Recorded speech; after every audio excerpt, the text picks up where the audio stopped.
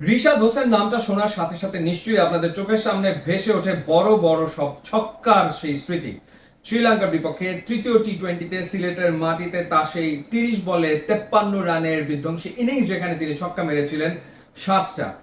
এবং সেই ইনিংসের ভেতরে আসলে বাংলাদেশের ক্রিকেট ফ্যানরা এক অমিত সম্ভাবনা দেখতে পেয়েছিল যে বাংলাদেশ টি-20তে একজন ভালো ফিনিশার হয়তো পেতে চলেছে। কিন্তু রিশাদ হোসেনের মূল পরিচয়টা হচ্ছে তিনি একজন লেগ স্পিন বোলার, এবং ইন্টারন্যাশনাল ক্রিকেটে এখন পর্যন্ত উল্লেখযোগ্য কোনো পারফরমেন্স বোলিংয়ে অন্তত তার পক্ষে নেই। ওয়ানডেতে 3টা ম্যাচ খেলেছেন, 3 ম্যাচ খেলে তিনি উইকেট নিয়েছেন মাত্র একটা, এবং টি-20তে এখন পর্যন্ত 9 ম্যাচে তার 6 উইকেট।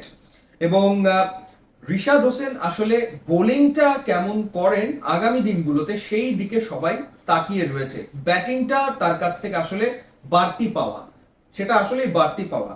রিশাদ হোসেন এবারে ঢাকা প্রিমিয়ার লিগে দারুণ সম্ভাবনা দেখিয়ে চলেছেন। ইন্টারেস্টিং ব্যাপার হচ্ছে উইকেট টেকারদের তালিকাতে রিশাদ হোসেন এই মুহূর্তে রয়েছেন 2 নম্বরে ঢাকা প্রিমিয়ার লিগে।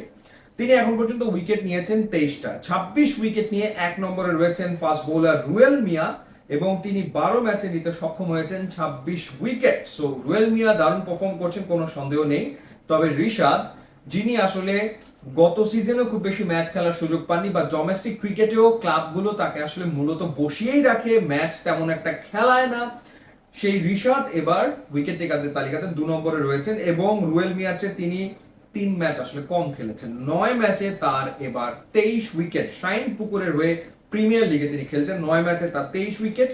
কতটা ভালো বোলিং তিনি করছেন সেটা যদি একটুখানি ব্যাখ্যা করি, 66.5 ওভার এখন পর্যন্ত বোলিং করেছেন লিগে, রান দিয়েছেন 265 এই 66.5 ওভারে, এবং তার ইকোনমি রেট হচ্ছে 3.96, উইচ ইজ সুপার, 4-এরও কম।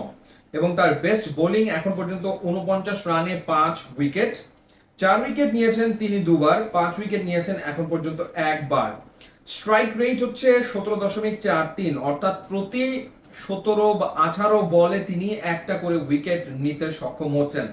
সুতরাং তার উইকেট নেওয়ার ক্যাপাবিলিটি দিনকে দিন আসলে বাড়ছে।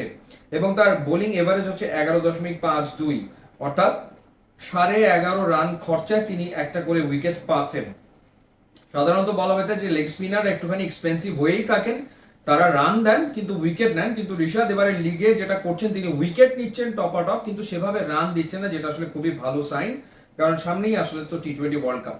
এবং কেন রিশাদের এই পারফরমেন্সটা বাংলাদেশের জন্য খুবই গুরুত্বপূর্ণ, খেলা তো হবে ক্যারিবিয়ানে টি-20 ওয়ার্ল্ড কাপ এবং একই সাথে আমেরিকাতে। তো সেখানে ধারণা করা হচ্ছে, অনুমান করা হচ্ছে যে কিছুটা স্লো এবং লো উইকেটেই আসলে ওয়ার্ল্ড কাপটা হবে।